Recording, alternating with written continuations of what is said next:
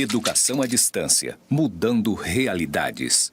A pós-graduação em Gestão de Educação à Distância e o Grupo de Pesquisa em Educação à Distância do IFRO, Campus Porto Velho, Zona Norte, apresentam o programa Zona de Conexão. Entrevistas com professores, pesquisadores em EAD, trazendo seus mais recentes estudos. Nas terças-feiras, às 19 horas, com transmissão ao vivo no canal do YouTube. IFRO, Campus Porto Velho, Zona Norte, EAD. Assista e participe fazendo perguntas no chat.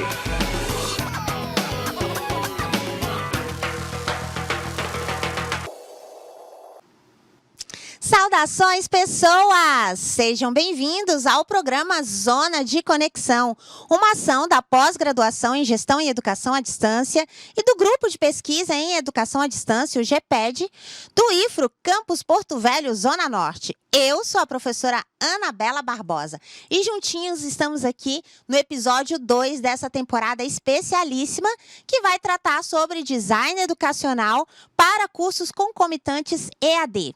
Vou passar a minha audiodescrição.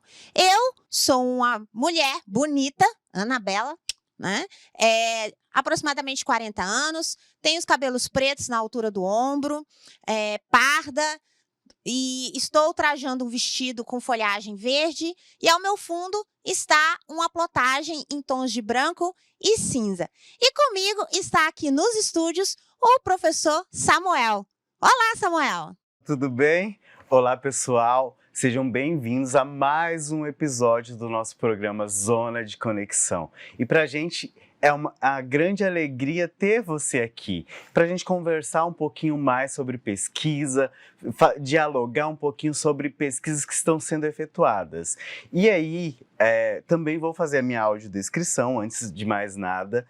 Eu sou de estatura mediana e tenho os cabelos cacheados, estou usando óculos, pele branca, estou com uma camisa azul claro, uma calça preta e um sapato preto. Estou atrás de um púlpito que está escrito Instituto Federal de Rondônia e ao lado de uma TV. E aproveitando de falar da TV, aqui a gente poderá ter essa interação. Você pode comunicar aqui com a gente pelo chat, que eu vou estar aí, se surgir dúvidas, surgir algum comentário em relação à nossa conversa, você pode comentar aqui com a gente. E hoje, a gente, como a professora Anabela falou, a gente tem a honra de receber a professora Adriana Zanchi e ela vai comentar um pouquinho aí sobre pesquisa. A professora Adriana Zanchi, ela tá fresquinho, acabou de sair do forno aí a pesquisa dela do mestrado, que ela é mestre em educação profissional e tecnológica. E aí ela vai falar um pouquinho aí sobre essa experiência da pesquisa dela em relação ao mestrado.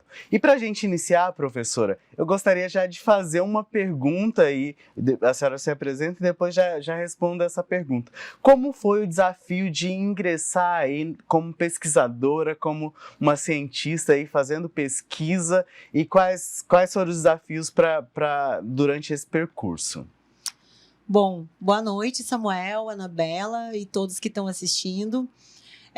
Eu vou fazer minha audiodescrição. Eu tenho cabelos claros, pele clara, estou usando uma roupa preta com alguns detalhes em verde e vermelho. Bem, eu passei quase 20 anos, né, trabalhando como publicitária e designer gráfico. A minha formação inicial é publicidade. E depois que eu entrei no IFRO, né, eu comecei a pensar em realmente trabalhar com pesquisa, mas eu tinha essa intenção, né, de fazer o mestrado, mas eu ficava pensando como que eu vou fazer isso, porque eu não tinha essa experiência, né? A minha comunicação, ela é muito visual e eu tinha um certo receio de ter que escrever, né, um artigo, uma dissertação, eu sempre tive esse receio. Bom, aí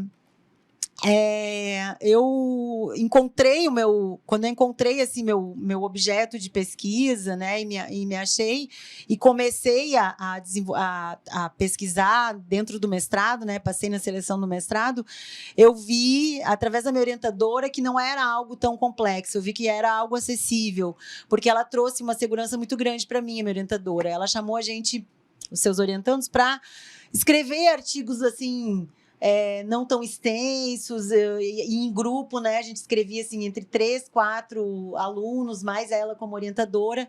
Então, essas primeiras experiências tiraram assim, o meu medo em relação à escrita da pesquisa, e eu comecei a gostar muito, e hoje assim, eu acho que eu vou continuar pesquisando aí, talvez, não sei, para o resto aí da minha vida profissional.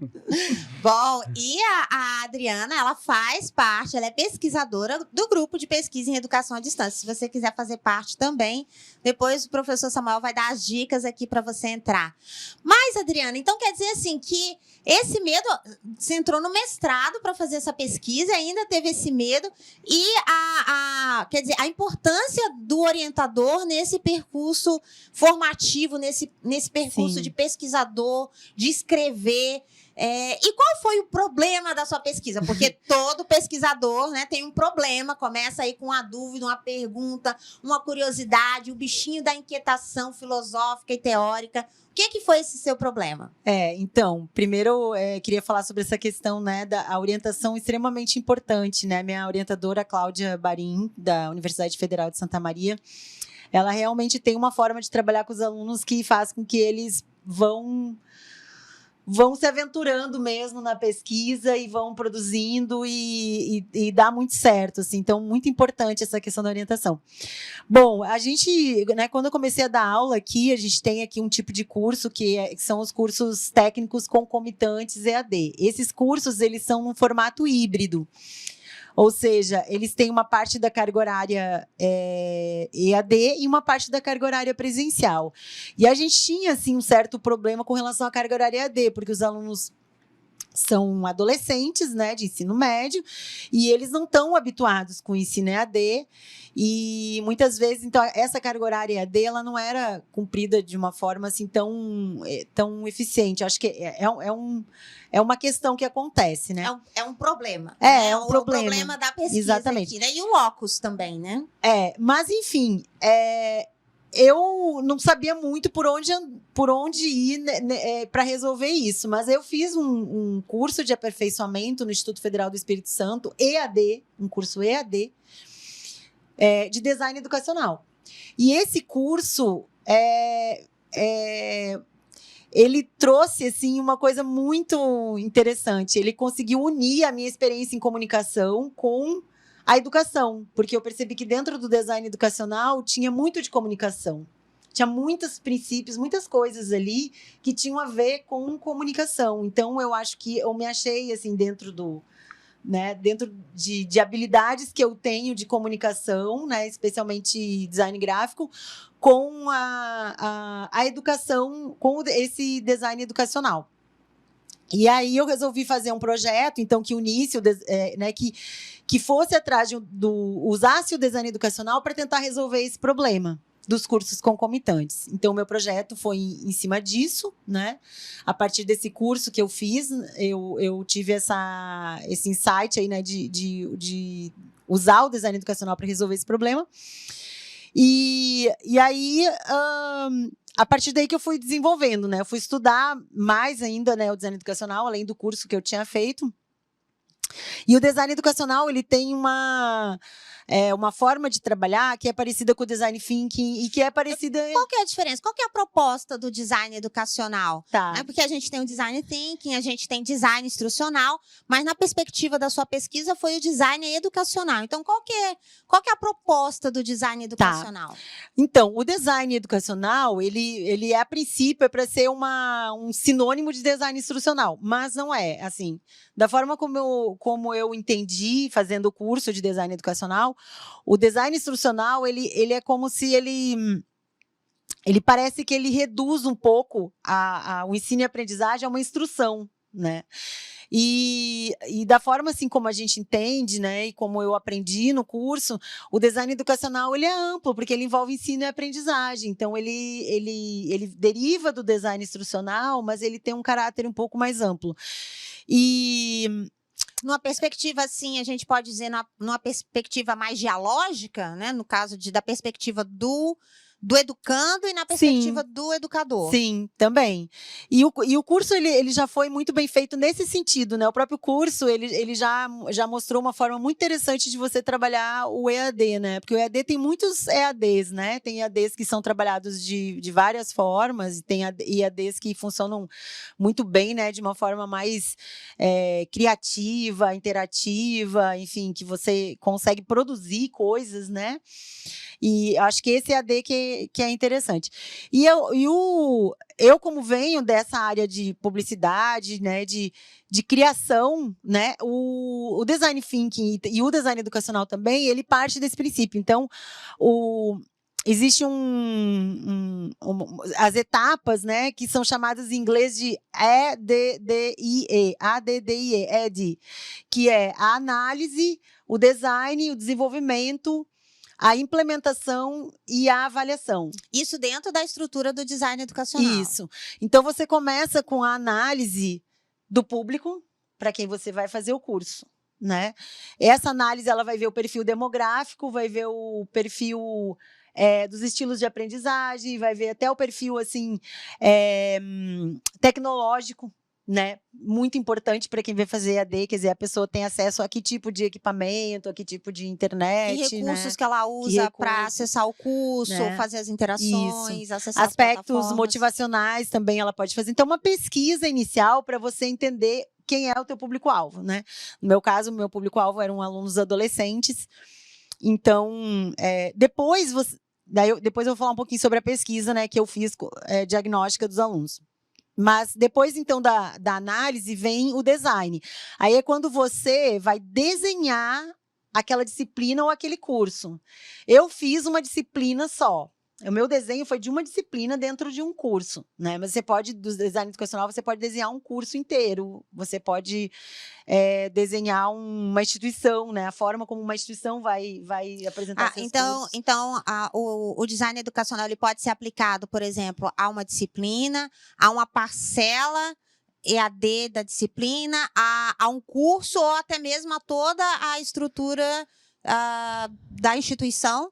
Eu não diria assim uma parcela, eu acredito que teria que ser assim toda a disciplina, né, ou todo o curso, porque ele tem que ter, no momento que você vai desenhar, se o curso, se a disciplina, ela tem uma carga horária EAD, ela tem uma carga horária presencial, você tem que desenhar os dois. Ah, sim.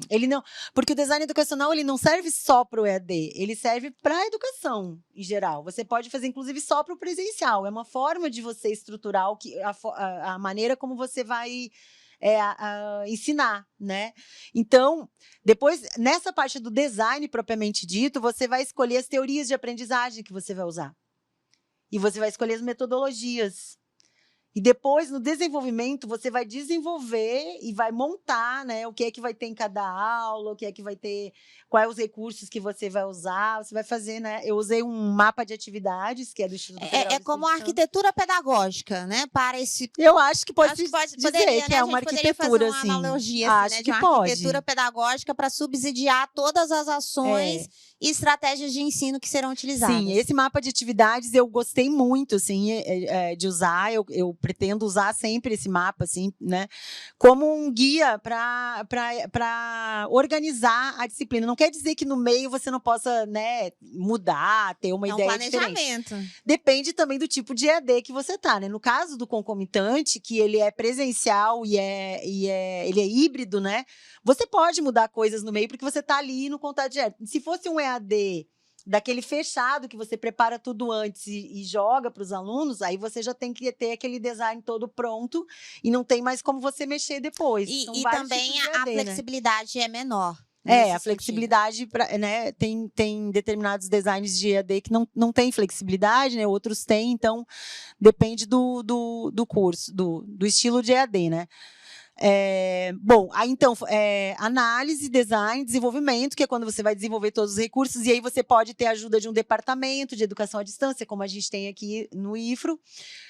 Você pode ter a ajuda de profissionais das áreas, né, de outras áreas, especialmente da comunicação, né, para te ajudar a criar esses materiais e a desenvolver esses materiais. E aí você pode usar vários recursos, né? Plataforma Geniali, Canva, Padlet, H5P, para desenvolver mesmo os recursos que você vai usar para atingir aqueles objetivos. Dentro do mapa de atividades, você tem os objetivos de cada aula, né? E o que você vai usar para atingir. E depois do desenvolvimento vem a parte da implementação, que é quando a aula acontece, né? Quando as aulas acontecem, quando o curso acontece.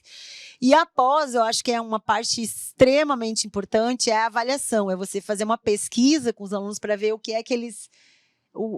como eles sentiram aquilo, né? O que é que eles gostaram mais, o que é que funcionou mais, né? Se deu certo, né? Se funcionou. Às vezes a gente planeja alguma coisa e aquilo não funciona, vai ver depois eles nem curtiram tanto, nem fez muita diferença. Então, ver se atingiu os objetivos de ensino-aprendizagem, que é o mais importante. Então, fazer essa avaliação no final, né? Essa parte me interessa muito. Me conta tudo, Adriana. Me conta tudo, porque você falou assim que primeiro você fez um diagnóstico com esse público que ia ser aonde você ia desenvolver essa pesquisa. E depois você fez uma avaliação, e essa avaliação também é um a posteriori, né? Um depois do fato. Então, você fez o diagnóstico e fez uma avaliação pós-fato. Como é que esses dois resultados se apresentaram e como que você trabalhou esses dois resultados na pesquisa? Então, foi interessante porque já no diagnóstico, os alunos falaram muito em que eles gostavam de interatividade. Assim, a interatividade que eles estavam falando ali era muito assim, de que eles gostavam de aulas mais ativas, né? Interatividade entre eles e o professor, não gostavam daquela aula expositiva que só os professores falavam, né? A maioria ali daquela turma tinha internet, tinha acesso à internet, né? O que é muito bom, né? Mas não é a realidade às vezes, né? Muitas vezes os alunos, nem todos têm acesso a uma boa internet, né? Nesse caso, teve essa confluência aí de fatores, e era uma turma pequena, assim, também não era uma turma muito grande, e a partir de conhecer um pouquinho eles, porque eu fui perguntando, assim, quais metodologias eles já conheciam, então eu fui explicando um pouquinho, assim, explicando como é que era uma sala de aula invertida, mas não chamando de sala de aula invertida, mas explicando, para ver se eu queria saber se eles conheciam essas metodologias, né? Eu perguntei também sobre quais recursos eles conheciam, tipo Google Docs, Padlet,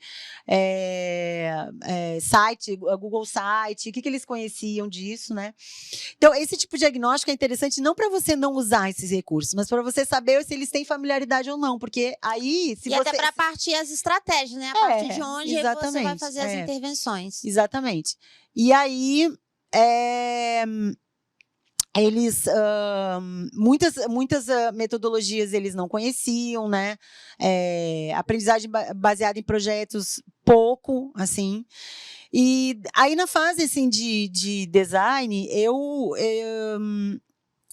você se parte do pressuposto que você já conhece as teorias de aprendizagem, né? Ou você vai estudar elas, né? Eu tive que estudar um pouco porque eu não sou da área de educação, então eu tive que estudar as teorias, muitas teorias assim um pouco mais a fundo. Mas aí eu escolhi como teorias de aprendizagem para esse design o construtivismo, socio-interacionismo, assim, no sentido de você ter bastante interação na sala de aula entre os alunos e deles com o professor, né? Para construir alguma coisa. Que coisa é essa? E depois eu fui vendo, né? Utilizei a teoria da aprendizagem significativa, do Ausubel, né? A teoria da carga cognitiva, porque, assim, eram muitos materiais que eles iam ter que ter acesso em casa, e a teoria da carga cognitiva, ela vai mostrando, assim, que você tem que levar o essencial e da melhor forma possível, em termos de design e tudo mais, para que o aluno não perca tempo com excessos, com coisas que não fazem sentido. Se você vai colocar uma imagem, você coloca uma imagem que faça sentido para aquilo ali, né? E organize bem os materiais. Então, tem muitas dicas para isso aí. A teoria da aprendizagem multimídia, porque eu acho que ela é essencial para EAD, né? Então, ela mostra que a gente tem os canais sonoro sonoro e visual, e eles eles se juntam ainda na memória de trabalho. E depois eles se ligam ao que está na memória de longo alcance, né? E quando você utiliza os dois canais, utiliza o auditivo e o visual juntos, ele tem uma eficácia maior, essa teoria do Maier. Então, por isso os vídeos, né, são tão utilizados, e hoje, assim, mais do que nunca utilizados hoje. Cognitivismo também, e acho que foram essas teorias. E depois, nas metodologias, né, que eu acho que essa parte é interessante, porque ela vai trabalhar exatamente com a questão do curso híbrido, né? Aí eu peguei, assim, como base a sala de aula invertida, porque toda a parte EAD, eu queria colocar para eles terem acesso aos conteúdos antes de irem para aula. Para realmente e eles serem protagonistas do processo, né? Porque a proposta, embora o nome aí esteja em voga, né, a proposta é bastante vigotskiana, né, e construcionista, que é a ideia, né, do aluno ser protagonista do processo, em ele não só receber o conteúdo, mas ele estudar o conteúdo e provocar o conteúdo. Mas falando disso, Adriana, a gente falou aqui de interatividade, que foi um elemento que foi essencial aí para, né, levantado pelo seu diagnóstico. Professor Samuel, como é que a gente faz para interagir aqui, interagir com o GPED, interagir com o programa, entrar em contato com a gente? Se alguém quiser fazer parte do grupo de pesquisa, se alguém quiser entrar em contato conosco e nos ajudar a divulgar conhecimento e ciência. Exatamente, e inclusive complementando aqui, só dar uma pequena observação ou uma dica aí. A professora Adriana escolheu pesquisar onde ela já estava inserida. Ela pesquisou no trabalho dela ali, nas ações dela. Isso facilitou bastante também as ações na pesquisa. Né? Mas vamos mostrar aqui, professora Anabela, só para que todos possam visualizar. Nós temos aí, vai estar na descrição do vídeo, o link do nosso grupo de pesquisa, o GPED, e aqui você pode participar. Tem as formas de contato aqui, vai ter os pesquisadores, tem a forma de contato, o e-mail, você pode estar entrando em contato com a gente. E aqui vai ter todos os nossos episódios do programa Zona de Conexão das pesquisas, então você pode acessar e conhecer as publicações também do grupo de pesquisa. Então tem várias coisas, a gente está sempre atualizando com as questões, então é muito importante aí você estar participando com a gente. Lembrando também que aqui quem está ao vivo aqui pode mandar a sua interação no chat, que a gente vai estar interagindo aqui no final, na hora de finalizar. E também, mesmo que você assistiu posteriormente o vídeo, não foi ao vivo, vai ficar na descrição a lista de participação. Faça o seu registro ali. Também você pode dar sugestões para os próximos episódios do programa. Bom, e você falando aí da sua pesquisa em design educacional, principalmente com esse público adolescente que gosta de interatividade, gosta de estar ativo, a sua pesquisa gerou aí alguns princípios para desenvolver esse design e essa estrutura em cursos concomitantes EAD. Quais foram? Sim, então, como eu estava falando antes, né, sobre as metodologias que foram usadas, a gente utilizou, então, a sala de aula invertida, com conteúdos, assim, bem interativos, usando o H5P, usando esse tipo de material, assim, que o aluno entra e tem perguntas, vídeos interativos e tal. E utilizamos também jogos pedagógicos, que inclusive acho que vai ficar aí na descrição, vai ficar, que é o Marketing Stories. Eu fiz essa pesquisa em cima da disciplina de marketing, então o meu design foi para uma disciplina de marketing. E aí, no resultado da pesquisa, depois do resultado da pesquisa, né, depois que já tinha sido implementada todo o design que eu fiz para a turma, a gente fez a avaliação final, uma roda de conversa, né, que foi bem interessante. E, a partir daí, a gente tirou, né, 4 princípios de design educacional para esses cursos concomitantes. Aí o professor Samuel está mostrando ali, né? Porque eu queria uma espécie de um pequeno guia, né? O primeiro princípio é a questão justamente das duas pontas das etapas do design educacional, que é o diagnóstico, que inicia, e a avaliação, que é o final. Então, no diagnóstico, a gente já conversou ali, você vai ver o perfil, né, do aluno, perfil demográfico, digital, estilos de aprendizagem, fatores motivacionais. E esse diagnóstico ele vai servir de subsídio para o designer educacional. Depois, o segundo princípio é a interatividade, porque os alunos, eles não só pediram isso no diagnóstico, que as aulas fossem interativas, como depois na pesquisa de avaliação, eles elogiaram muito os materiais por serem interativos, por eles conseguirem assim, interagir com os materiais, com os infográficos, com os slides interativos, com vídeos interativos.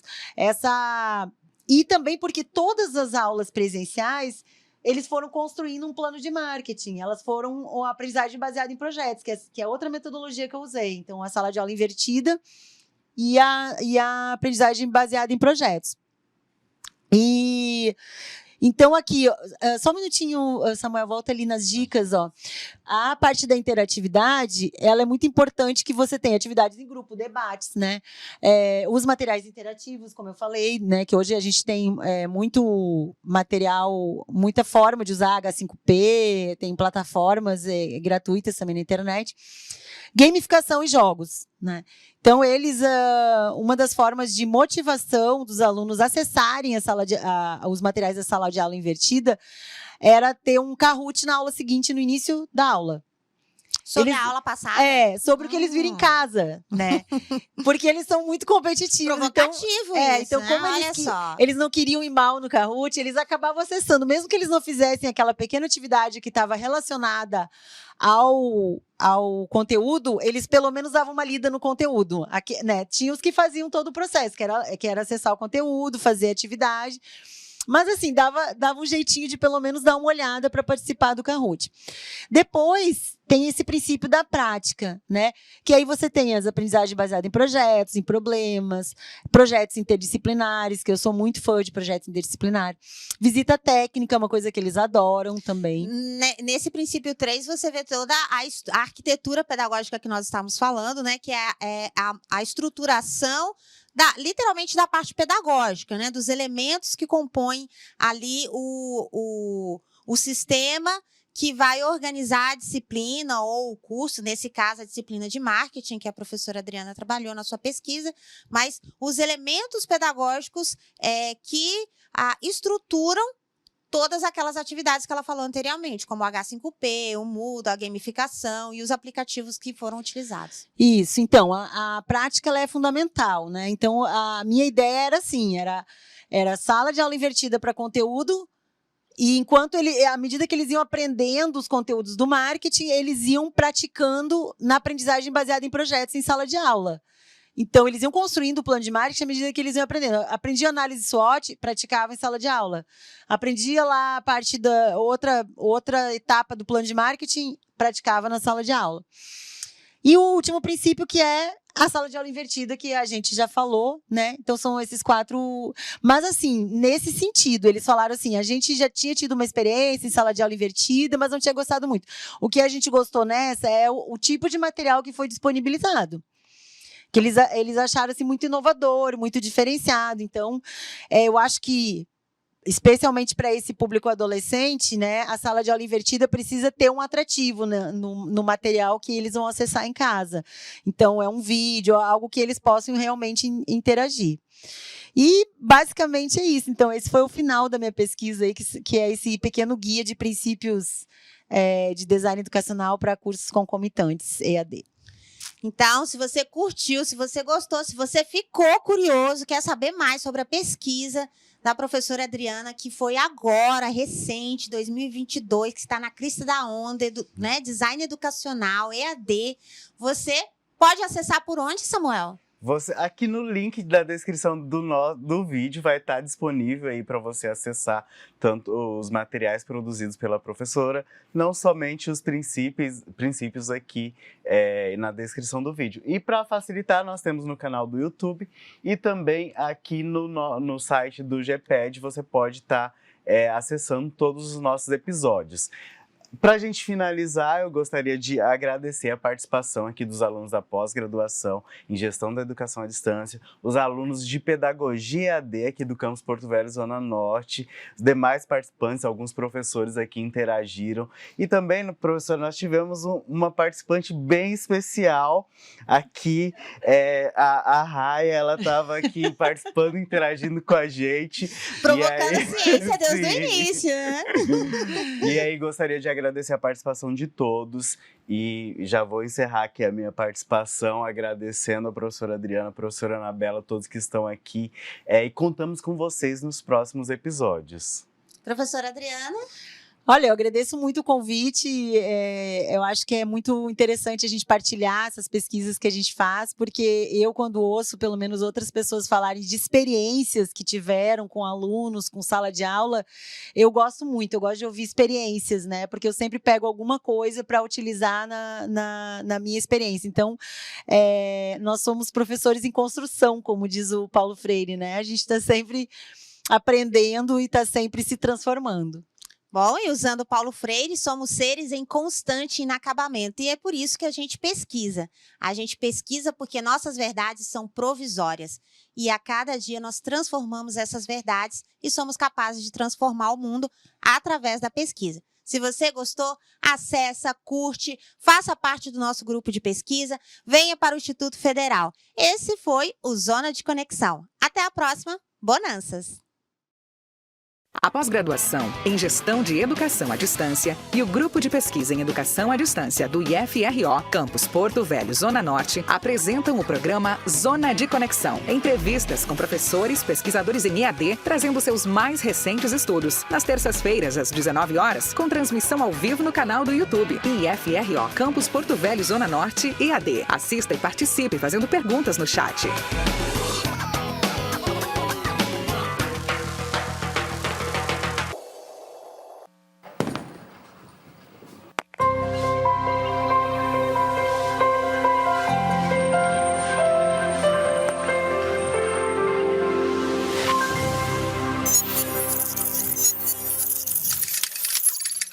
Educação à distância, mudando realidades.